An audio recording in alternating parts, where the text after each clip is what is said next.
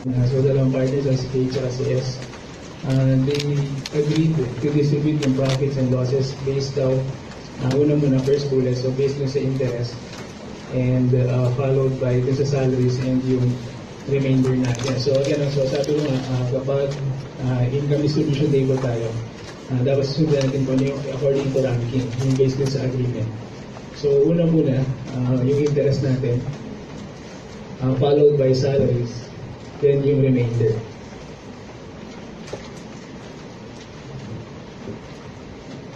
Now yung bago dito kasi, dun sa first bullet, no, sabi kasi, yung interest daw, it is based on 10% on your average capital. So paki-underline na lang po yung average capital. Sir, ano ba yun? Yung average capital. Kasi, when you say average capital, dalawa kasi yung pwede. Yung una, ayan ho yung simple average. Sir, ano ho yung simple average? Yan yung beginning capital plus yung ending divided by 2. Yan yung simple. And yung isa, ito yung gagawin natin, which is yung peso month o yung weighted average natin. Sir, paano ko na malaman kung alin dun sa dalawa yung gagamitin? O yung simple ba, or yung weighted average, or yung tinatawag na peso month na average? Madali lang po yun. Kapag binigyan ka ng mga dates katulad nito, may January, February, tapos may changes dun sa capital, ini-imply ng problem na weighted average tayo o yung peso month. So, ang gagawin natin, i-complete muna natin yung tinatawag na yun, yung sa peso month or yung weighted average. So, siguro, nung undergrad, tinuturuan ko kung paano kino-compute yung weighted average. Well, ito lang naman yung sa akin naman, yung way ko. So, mamili na lang kayo yung nakasanayan nyo or pwede din naman yung sa akin. So, gagawin natin, when I compute yung weighted average, nilinote ko muna o nililista ko muna yung dates na wherein nag-change yung mga capital balances nila. So si K, syempre January 1 yung date niya, una muna. And nung July 1, nag-change yung kanyang capital. And followed by nung October 1, nag-change din. So tatlong date ho yan, January 1, July 1, saka yung October 1. So ano ho ilalagay natin? Ilalagay natin dito is yung as of capital niya. So as of capital ng January 1, as of July 1, and as of October 1. So nung January 1, 1 million muna siya.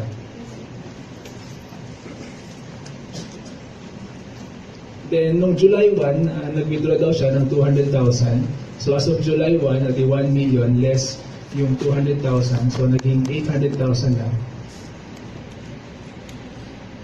And no October 1, nagkaroon siyang additional investment na worth 700,000. So 800,000 plus 700,000, 1.5 or 1,500,000. Now next is yung multiplier natin. Ano yung multiply natin? So para dun sa una, dito, bibilangin natin kung ilang buwan from January 1 up to July 1. So 6 months po yun. January, February, March, April, May, and June 30. So June 30 synonymous as July 1. So times 6 over 12. And bibilangin mo naman na from July 1 up to October 1. So July, August, September. So 3 months. So times 3 over 12.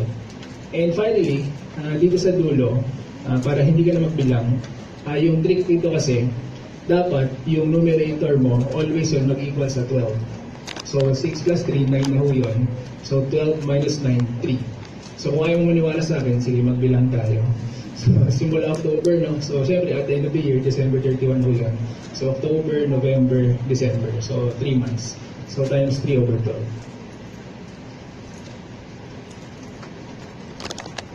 So 1 million times 6 over 12, 500,000. 800,000 times 3 over 12, 200,000. And 1,005,000 times 3 over 12, 375,000. So the average capital nitong ni K is 1,075,000. So ganun din, yung gagawin natin yung kay S. So yung date ulit niya is January 1, yung start ulit. And it changed during March 31. So, and yung change ulit siya is noong September 30. So, kunin ulit natin yung as of balances. So, January 1, which is 500,000. Then, noong March 31, nagkaroon siya ng additional investment na 100,000. So, as of March 31, naging 600,000 na. And finally, nag-withdraw siya ng 200,000. So, 400,000 na tayo. So, same pa rin. Bibilangin natin from January 1 up to March 31. So, 3 months po yun. So, times 3 over 12. And from March 31 up to September 30, 6 months po yun. Times 6 over 12. And finally, sa dulo, bibilangin na lang natin. So, 3 plus 6 ulit, 9. So, 12 minus 9, 3 ulit siya. So, times 3 over 12. So, 125. 300,000 and 100,000. So, the weighted average nitong ni S is 525,000. So, based dun sa problem natin, take the 10% daw yun. So, para dun kay K, yan mo yung 107,500. And si S naman, 52,500. So, a total of 160,000. Now, bago ko iwanan itong pag-compute ng weighted average o ng average capital, ito lang muna, meron lang tayong isang note lang dyan or reminder. Now, kung napansin nyo, dito, yung kinocompute natin is yung as of capital nila. So, ibig sabihin nun, ina-effect mo yung mga additional investment, tsaka yung drawings, di ba? Yun yung ginagawa natin. Kaso nga lang, ito na naman yung problema when it comes to drawings. Bakit? Kasi ilang drawings meron? Dalawa eh. Ngayon, ito lang isa sa yung note lang natin, yung reminder, when it comes to average capital. For the purposes of computing your average capital, ang i-effect mo lang dyan is those directly affecting the capital balance. Sir, ano ibig sabihin na those directly affecting the capital balance? Dalawa lang po yun ang i-effect nyo. Ano yun? Yung additional investment.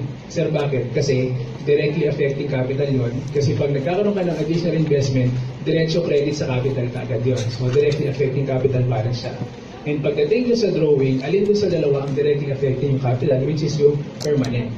So, ang point ko ulit, kapag i-compute mo yung average capital natin dito, ang gagamitin mo lang or i-effect mo is yung additional investment and yung permanent withdrawals. Simply because your permanent withdrawals, yun yung directly affecting yung capital balance natin. Eh sir, wala naman sinabi kung permanent or temporary. Di ba? Malinaw na yun. Kapag silent yung problem, your withdrawals is considered as permanent. So in other words, kunwari, nagsabi dyan, nagkaroon siya ng temporary withdrawals, kunwari, na 200,000 yung kay K, hindi natin i-effect dito yun. Kasi temporary withdrawal siya. So ang point ko lang dyan, for the purposes of computing your average capital, ang gagamitin natin is yung additional investment and yung permanent withdrawals. Kasi simply because those are directly affecting the capital balances. Now, when it comes to salaries again, so sabi nga natin, pag income distribution, always check yung date natin ng operation. So swerte naman is January 1, so 1 year tayo. And binigay sa atin is quarterly salaries again. So yung 50,000 tsaka yung 100,000, i-times 4 natin.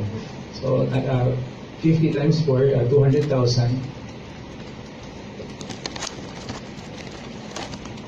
And 100,000 times 4, so yung 400. A total of 600,000.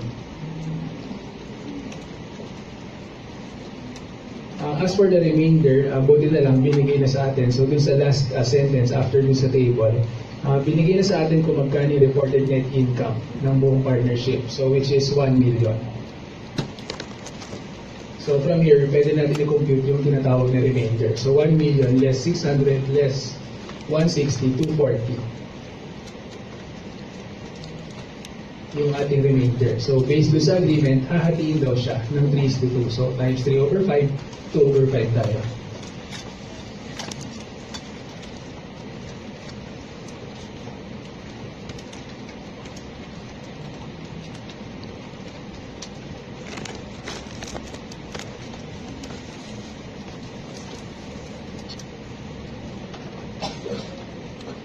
So if ever may question, what is the share, the net income of both KNS? So may sagot tayo. 451, 500, saka 548, 500 for both. Now, for the official question o yung requirement, sabi dyan, what's the capital balance of K? Pwede kukunin natin yung changes sa capital niya. So, yun yung nilatag natin, o beginning capital, plus additional investment, less any withdrawals, plus minus share dun sa net income. So, itong si K, so yun yung initial niya, which is yung 1 million. And minus withdrawals ng 200,000, plus additional investment ng 700,000. And of course, plus yung na-compute natin dito, yung share niya, dun sa net income, which is 451,500. So, official answer natin is letter A, 1,951,500.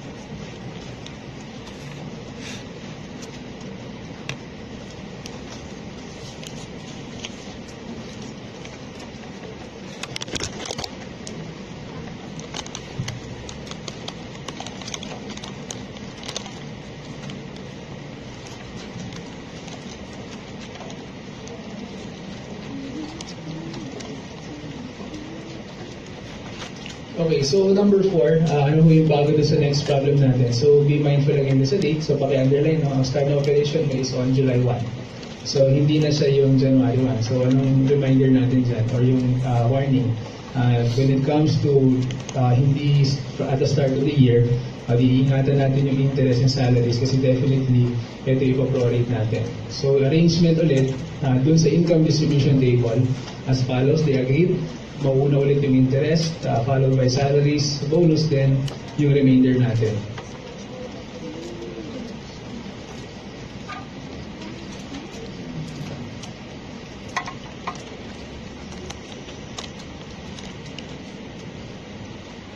So as for the interest and salaries, eto yung iingatan natin kasi nga July 1 tayo. So for the interest, sabi dyan 30% based on the original capital contribution. So the original capital contribution for both, yan po yung 1 million tsaka 2 million respectively. So calculate tayo para dun kay D, yung 1 million muna, so times 30%. So initially, yung 300,000, that is good for 1 year. Kaso nga lang, July nga yan. So pa-prorate natin. So times 6/12 tayo. So dun sa kay D, 150. Doon naman kay J, yun ulit yung 2 million naman times 30%. So initially 600 ulit, good for 1 year, prorate natin times 6/12. So 300,000.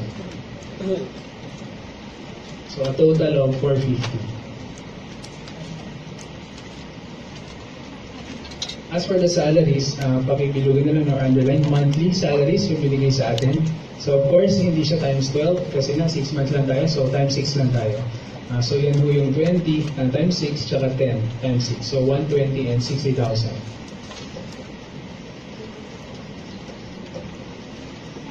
So ang total natin ay 180. Now as for the bonus, hindi daw yung makakatanggap bonus natin.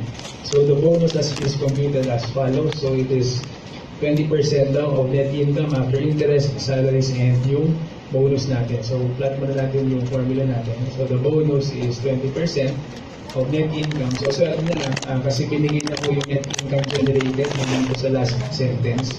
The net income generated is 750,000 in total. So, of net income minus yung interest na 450. Minus yung total salaries natin na 180. And minus yung bonus.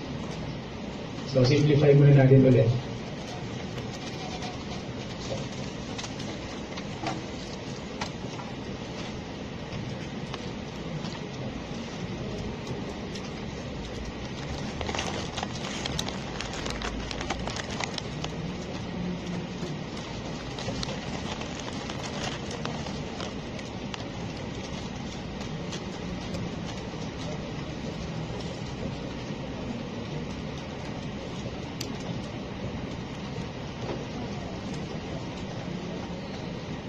So after solving for B, our bonus is 20,000.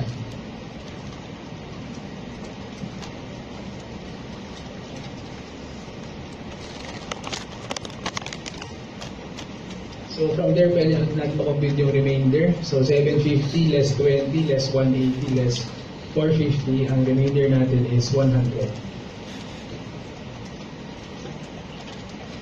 So paano hatiin daw? 3:2. So times 3 over 5, 2 over 5 tayo. So 60,000 and 40 respectively.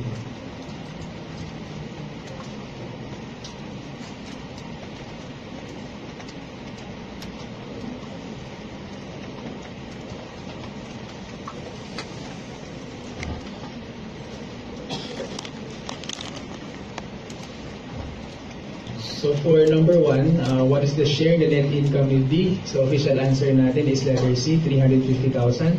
So if ever man tanungin, ito si Jamie, sagutin tayo. Yung 400,000 natin. And number 2, using the same data pero yung computation ng bonus daw, iba. So yung interest natin and yung salaries, it will be the same. Pero most sa malamang yung bonus sa remainder, magbabago ko yan.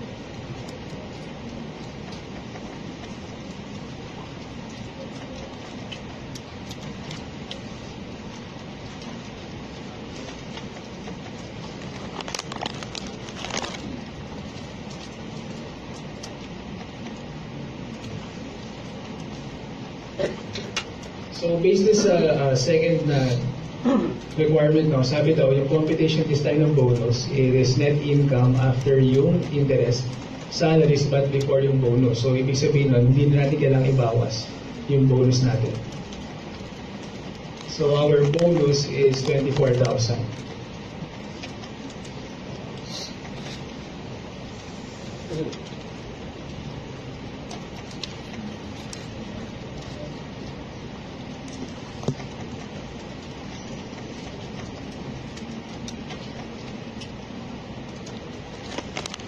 So therefore, our remainder is 96. So hatiin pa rin natin, same, 3:2. So times 3 over 5 and 2 over 5. 57,600 and 38,400.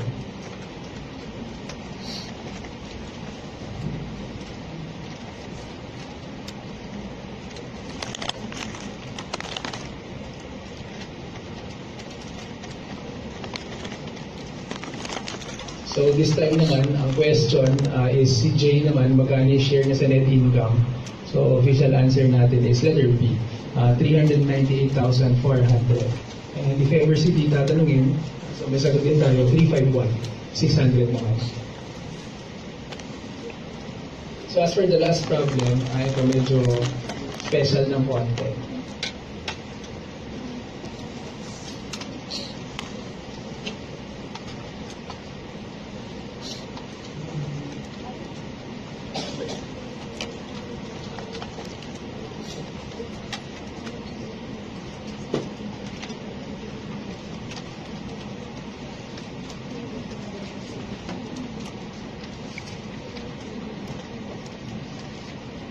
So sa unang basa, parang kala mo, same lang, parehong-pareho lang. Pero kasi meron yung twist ng slide.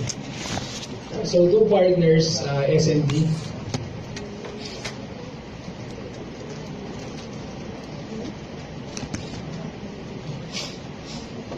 So they have the following provisions. Meron silang salaries ng 90 tsaka 135. Tapos meron daw silang bonus 2S. So si S ang makatanggap mamaya ng 10% ng net income after the salaries. And yung interest daw is the average is 10% ng average capital balances nila. And yung last sentence na sinasabi dyan, yung 1/3 of any remaining profits will be allocated to S. So yung balance daw dun sa LP. So yan lang po yung hatian nila dun sa remainder na 1/3 tsaka 2/3. Now again, based this information, lalatagin natin siya kung ano yung pagkasunduan. So if the partnership had a net income daw of 66,000, how much should be allocated to partner S, assuming that the provisions of the profit and loss agreement are ranked by order of priority. So ito po yung sinasabi ko, always natin tandaan na kailangan i-rank natin. Kasi katulad nito, may special case siya. Kasi pag hindi mo i-rank ng tama, wala na. mali na kaagad yung masasagot natin.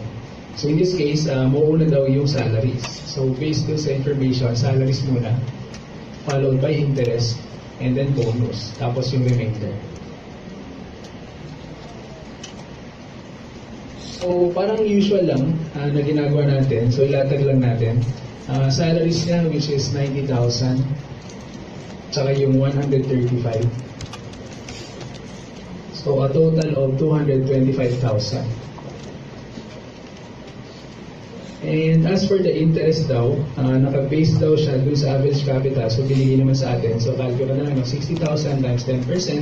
So 6,000. And yung 105 times 10%, di 10,500. So a total of 16,500. Now as for the bonus, sabi ko dyan, ang makatanggap daw ay si partner S. So wala itong si D. So kung titignan mo, tatuloy muna kita.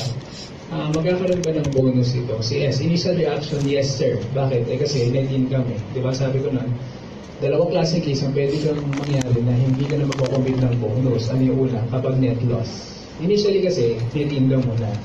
Kaso nga lang, yung net income mo na 66,000, papasok siya din sa second scenario, which is ano yun, kapag yung basis mo naging negative. Kasi kung i-calculator mo, sabi daw kasi dyan, net income after salaries and interest. O di kung babawas mo, o di yung 66,000, minus mo lahat ng salaries, magiging negative na kaagad siya. So obviously, walang bonus itong si S na makukuha. Now, ang initial mo ulit na gagawin is, ilalagay natin dito yung 66,000, di ba? Ano yung gagawin natin? Kaso nga lang, may special po doon na statement dun sa baba. Ang sabi kasi dyan, ito paki-underline ko, no? And up to the extent of the ranking only. Yun po yung importante dun sa question. Yung pa ng last sentence po. So, if, how much should be allocated to partner S, assuming that the provisions of the profit or loss agreement are ranked by order of priority, starting with salaries, interest, bonus, tapos yung remainder, and up to the extent of the ranking only. Ayan, very important po yan. Yung up to the extent of the ranking only. Or up to the extent possible only. Yan po yung ibig sabihin yan. So ano ba yan? Ano ba ibig sabihin nung term na yan? Well, in concept again, para maintindihan mo siya, alam natin na, nabanggit ko na ito no last time, na yung itong net income generated at the end of the year, net loss, it is the total of your salaries, di ba? Salaries, interest, bonus, and remainder. So, in concept, yung net income mo dito, it should cover all of your salaries, all of your interest, all of your bonus, and all of your remainder. So, anong point ko dyan? Sabi daw, 66,000 eh. Yun lang yung net income. So, first question, can it cover all of your salaries? Nasagot, hindi eh. Kulang. Kasi, yung net income mo, 66. Pero salaries mo ay ilan lang daw? 225. So, kulang. So, anong point ko dyan? Kapag may ganyang statement, up to the extent possible, tapos hindi niya na kaya kagad i-cover yung una pa lang, yung first priority. Ang ibig sabihin na, you will allocate that net income based dun sa first priority na salaries. Yan po yung bago ko dyan. So again, no, in concept again, yung your net income generated, it must cover all of your salaries, all of your interest, bonus, and remainder. Pero in this case, 66,000 lang yung net income. So, ibig sabihin yan, hindi niya kayang i-cover lahat ng salaries. So, therefore, i-allocate mo yung net income based dun sa salaries natin. So, magiging sagot natin para dun kay S. So, ito yung 66,000. So, times 90 over 225. So, ang share niya dun sa net income is 26,400. Si D naman, ito yung 66,000 niya times yung 135 over 225. So, ang share naman niya is 39,600. So, official answer natin is letter D. Yung makukuha dapat ni S is 26,400. Eh, sir, paano kunwari kaya naman? Sabi kunwari, sabihin natin mga 235,000 kunwari, yung net income na nag-generate. So kapag 235,000, kaya ba niya i-cover yung salaries? Yes, wala kaya. So, ibigay mo na sa kanila yung 90 tsaka yung 135. Tapos yung natitirang 10,000, ito na i-allocate mo. So, ganun yung mangyayari. Okay? So, yun yung sinasabi niya na up to the extent possible. Titignan mo kung hanggang saan kaya dun sa ranking. Kaya it is very important dapat yung order of priority dun sa income distribution table ay masundan natin. Eh sir, what if wala ho yung statement na yun? O di walang problema. Pag wala yung statement, o di yung usual na ginagawa lang natin. Na okay lang na pwede kang makapag-compute dito ng negative na remainder. So, yun yung pinagkaiba nito. Yeah, so, very important na. Tignan natin kapag walang nakalagay yun, so okay lang. Yung usual na ginagawa. So, hearing mo lang.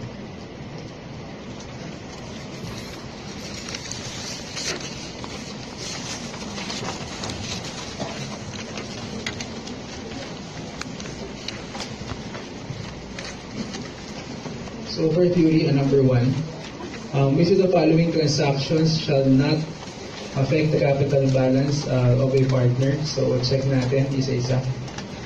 So una muna, share. Ang ibig sabihin nito na not affect the capital balance of the partner, hindi siya directly affect. Hindi daw siya diretso na hindi siya makakabawas agad dun sa or makadagdag dun sa capital balance ng partner natin. So check natin letter A, share of a partner in the partnership's net loss. So yun, affecting yun kasi nababawasan mo yung capital balance natin.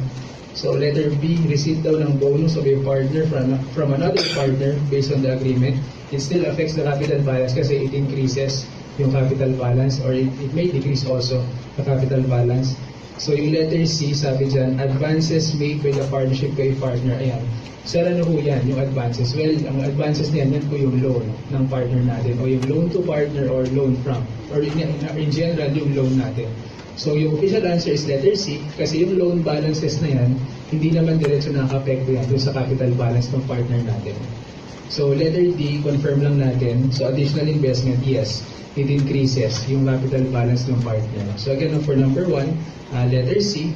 Yung letter C kasi loan yan. So loan to partner or loan from, it does not affect yung capital balance ng partner natin. Number 2, in the absence of the agreement as a distribution of profit, how shall the partnership profit be distributed to the partners? Now, official answer natin is letter B, boy. The industrial partner shall receive a just and equitable share and the remainder shall be distributed to the capitalist partners on the basis of their capital contribution ratio. So, ito muna. Sir, ano ho yung ibig sabihin ng just and equitable? Ayan, paki-underline po siya. Ano yung ibig sabihin ng just and equitable? Kasi kung natatandaan nyo, dalawang klaseng partner ho ang pwede. Isang capitalist. Pag sinabi mo capitalist, ano siya? Nagbibigay ng pera, property. Pag industrial partner naman, ano siya? Yan po yung service na binibigay. Well, ang tanong kasi dyan, kapag meron ka isang industrial partner, magkano yung pwede mo ibigay sa kanya? Well, sa partnership law, sabi natin, yan ho yung just and equitable natin. So, of course, next question ngayon dyan, sir, yung just and equitable na yan, does it have an amount? Di ba yun yung usual tanong yan? Does it have a fixed amount? Yun ba yung pagsabi kong just and equitable, automatic 100,000 ibibigay ko or 50,000? Well, ang sagot ko na naman dyan again, it is based again on their agreement ulit. Kung ano ho yung napagkasunduan nila. So kapag meron ka laging isang industrial partner, so kumari, tatlo tayo, ako, capitalist, ikaw din, tapos meron tayo isang partner, industrial partner. So mag-usap-usap tayong tatlo kung ano yung ibig sabihin natin ng just and equitable. So kunwari, napagkasunduan natin, worth 100,000 yun. So ang gagawin natin dyan palagi is siya yung mauunang mabibigyan. So, kunwari, nag-generate ng 500,000 na net income yung partnership natin. Yung first 100,000, siya muna ang makakatanggap. And the remaining 400, yun yung paghahatian natin na based sa profit or loss agreement. Or kung in the absence of profit or loss, ito ho yung sinasabi na original capital contribution. Kasi baka hinahanap nyo, sir, bakit sinabi dyan na capital contribution ratio, di ba dapat ho profit or loss? Yes, dapat nga naman, profit or loss. Kaso nga lang, in the absence of both, ano ang pagbabasihan mo? Uuwi ka dun sa capital contribution. Kaya kapag hindi ka sigurado, ito yun kapag hindi ka sigurado kung paano mo hahatiin yung net income or net loss, para ang last na resort mo, hahatiin mo siya based on their original capital contribution. Now, when I say original capital contribution, ano yun? Yan yung capital credit nila upon formation. So, pakilagyan na lang po ng note dyan. The original capital contribution, that is the capital credit of the partner upon formation. So, again, in the absence of no profit or loss ratio, in the absence of profit or loss ratio, uuwi tayo dun sa capital credit nila upon formation. Number 3, in the absence of the agreement as to distribution of loss, so paki-underline po yun, yung in the absence of agreement as to distribution of loss. Ano yan? Kapag walang loss ratio na binigay. So, dito ka, ang sabi dyan, kapag walang loss ratio ang binigay. How shall the partnership loss be distributed to the partner? So, kung i-rephrase natin siya, para maintindihan, kapag walang loss ratio na binigay, paano ko hahatiin yung net loss natin among the partners? So, kapag merong industrial, general rule, exempted yon. Hindi siya bibigyan ng loss. Bakit? Kasi nga naman, kawawa naman siya. Service ng halim binibigay niya, magbe-bear pa ba siya sa loss? Oo naman. Pero kung mali, yung ikaw ay isang partner na balahura, ang tanong ko, pwede mo bang bigyan ng loss itong si industrial partner kahit na service siya? Alam niyo sagot doon? Yes, pwede pa rin. Kasi nga, di ba, ang general rule or yung golden rule sa partnership, it is based on agreement Wala kang magagawa kung balahura yung mga kasama mo. Pag sabi niya, hindi, kahit na industrial partner ka, service lang, pag may loss, bahala sa buhay mo, bibigyan ka pa rin natin. Wala kang magagawa. Pag nag-agree lahat, wala, no choice, bibigyan pa rin natin. But the general rule, industrial partner, exempt talaga siya. Now, ang official answer natin dito sa number 3 is letter D. Dog po Dog. Kasi baka may iba sa inyo, letter C yung sinagot. Now, bakit letter D? So, alam natin, kapag industrial partner, exempted yun dun sa loss. Tapos, yung net loss daw, hahatian daw siya in accordance with your profit agreement ratio. So, kindly underline po lang yung profit agreement ratio dun sa letter D. Now, sir, bakit naman ganyan na merong profit agreement ratio? Kasi ganito yun. Usually, kapag silent ho yung partnership operation natin, ma-assume mo na meron ka ng existing na profit ratio agreement. Sir, bakit po? Kasi, yung logic lang, bakit ka nga naman makikipag-partner sa akin at magne-negosyo tayo? Ang reason doon kung bakit ka mag-negosyo is kasi mag-anticipate tayo na mag-generate ka ng net income. So, ibig sabihin doon, sa malamang, meron tayo na pagkasunduan dyan na profit ratio. Now, what if gusto mong sagot is letter C? So, ulitin ko lang, kapag ganyan, si industrial partner exempt siya sa loss, pero kapag walang loss ratio, tapos net loss ang lumabas, kukunin natin yung profit ratio.